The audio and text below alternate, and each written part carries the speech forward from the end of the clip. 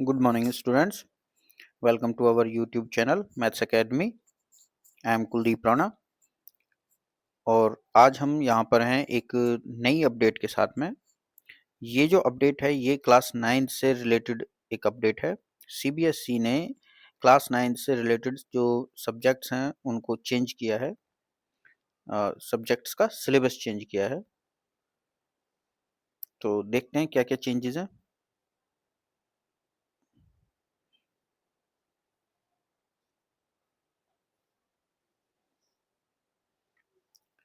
चलिए, तो हम लोग मैथ्स पर ज़्यादा फोकस करेंगे। मैथ्स, तो मैथ्स है पेज नंबर 38 पर। ये जो नया सेशन स्टार्ट होने वाला है 27 ईयर का, इसके लिए ये चेंजेस हैं। AIIMS develop logical and analytic teaching, promote problem solving skills, encourage mathematical communication,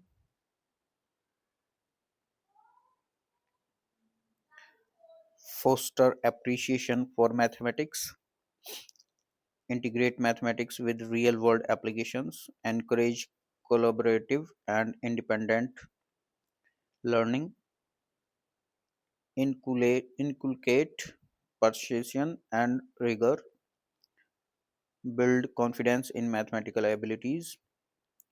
ये कुछ एम्स हैं। इसके बाद हम चलते हैं अपने मेन सब्जेक्ट के सिलेबस पर, क्या क्या चीज़ें हैं तो देखते हैं। ये है development of the competencies theorems.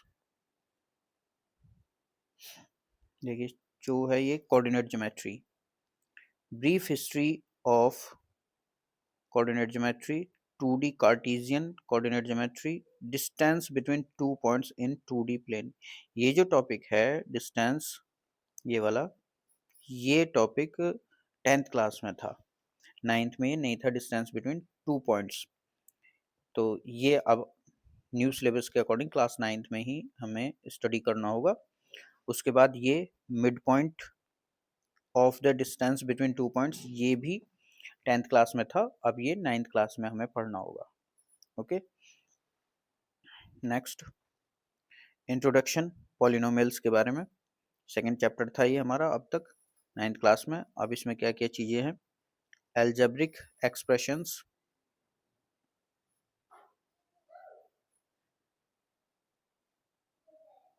algebraic expressions, definition, polynomial degree of polynomial, introduction to linear polynomial and applications, exploring linear patterns, modeling linear growth and linear decay, linear relations, visualizing relationships, slope and y-intercept of line।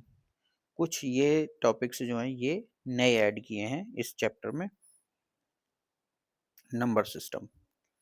Number system में introduction to rational numbers, representation, ये सब था 9th class में। Density, finding rational number between two rational number, ये भी था। Representation, ये भी था। इंट्रोडक्शन ऑफ इरेशनल नंबर, ये भी था।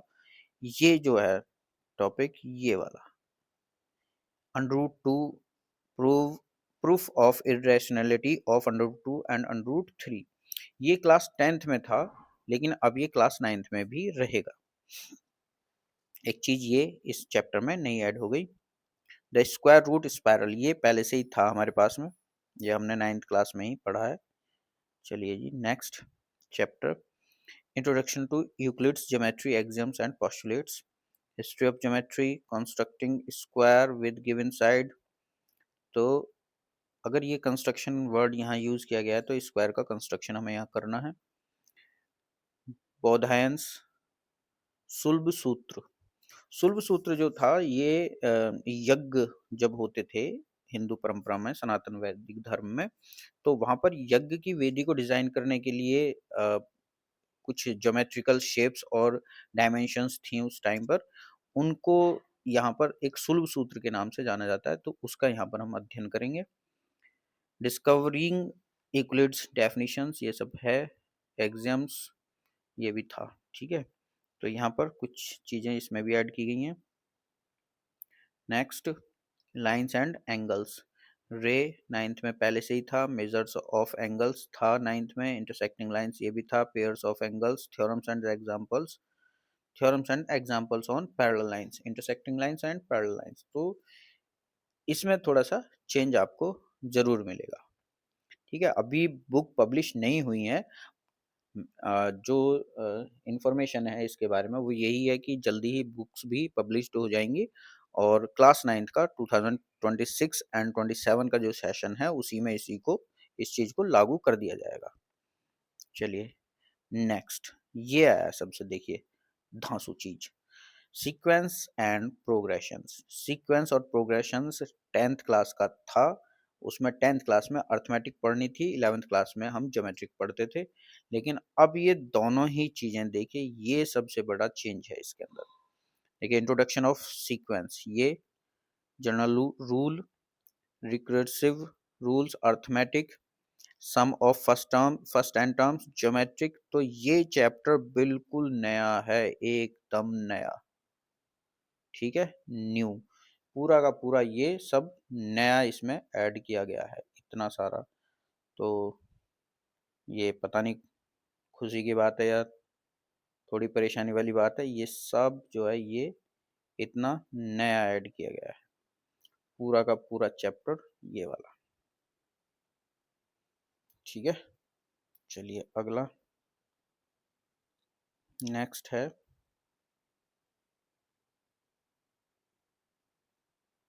ट्रायंगल्स। कॉन्ग्रुएंसी 9th क्लास में था पहले से ही, practical application and uses of triangles, condition of congruency, theorems of triangles, propositions of converse of propositions. ये कुछ नई चीजें यहाँ पर ऐड होने वाली हैं। कौन कौन सी, थ्योरम्स के बाद में, थ्योरम्स तो थी, कई सारी थ्योरम्स थी, लेकिन अब इसमें जो ये propositions and converse of propositions, problems based applications, ये चीजें यहाँ पर ऐड होंगी। तो अब तक जो हम स्टडी कर पाए हैं सब कुछ चेंज होगा, 9th क्लास का सब कुछ change. Mensuration, area and perimeter. तो मेंसुरेशन में आपका था, हीरोन्स फार्मूला था एरिया ऑफ ट्रायंगल कैलकुलेट करने के लिए, उसके बाद में आपके जो area, surface area and volumes था, वो 3D के थे कुछ चीज़ें।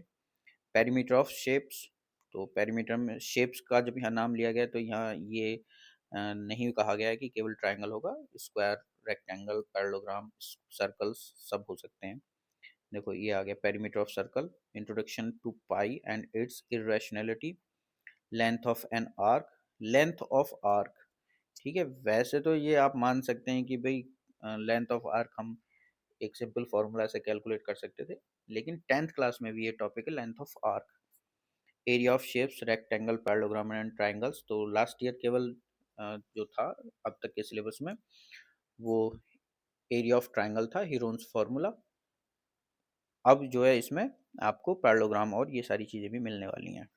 हीरोन्स फार्मूला सेपरेट दिया हुआ है, squaring a rectangle, proof from Baudhayan's, Sulba Sutra. देखिए सुलभ सूत्र का यहाँ दोबारा नाम लिया गया है, तो मुझे लगता है कि एनसीईआरटी में आपको जो भारत के एंशियंट इंडियन मैथमेटिशियंस हैं उनका योगदान अब ज़्यादा देखने को मिलेगा। एरिया ऑफ सर्कल, इसका डेरिवेशन भी है, देखिए एरिया ऑफ सेक्टर, सेक्टर जो था, area of sector of circle, ये 10th क्लास का टॉपिक है। 10th क्लास का टॉपिक आपको 9th क्लास में ही पढ़ना होगा। Brahmagupta formula for area of cyclic fourgon, Heron's formula as a special case of Brahmagupta formula. तो यहाँ पर इस टॉपिक में आपको ये बताने की कोशिश की गई है कि हीरोन्स फार्मूला जो वो एक स्पेशल केस है इंडियन मैथमेटिशियन ब्रह्मगुप्त के फॉर्मूले से। तो काफ़ी सारी चीज़ें आपको नई मिलने वाली हैं। 9th chapter, exploring algebraic identities. तो एल्जेब्रिक आइडेंटिटीज जो थी वो आपने सेकंड चैप्टर में पॉलिनोमियल्स में पढ़ी थी, ए प्लस बी का होल स्क्वायर से लेकर के ए प्लस बी के होल क्यूब तक आपने ये सब कुछ पढ़ा था। अब बस ये देखना ये है कि इसमें नई चीज़ें कौन कौन सी ऐड होंगी। फैक्टराइजेशन भी था एल्जेब्रिक एक्सप्रेशन का, ये सारी चीज़ें आपने पढ़ी हुई हैं। विजुअलाइजिंग फैक्टराइजेशन भी है, factorisation without using algebra tiles, finding new identities, simplify. तो ये कुछ चीजें इसमें बढ़ने वाली हैं।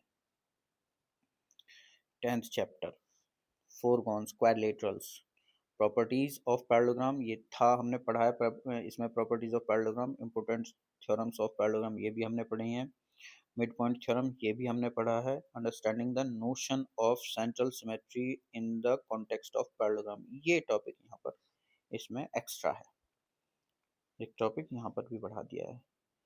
सर्कल्स, सर्कल्स में practical application and uses of circles, तो सर्कल का बेसिक तो हमने पढ़ ही रखा है इसमें 9th में, chords, angles, midpoint, perpendicular, bisector, distance of chord from center, subtend angle at any point, cyclicity of point। तो इसमें तो ये सब कुछ हमने साइकिल सर्कल चैप्टर का वही देख रहे हैं जो 9th क्लास में था। हो सकता है कोई थ्योरम इसमें एक्स्ट्रा कर दी गई हो, वो बुक आने पर पता चल जाएगा।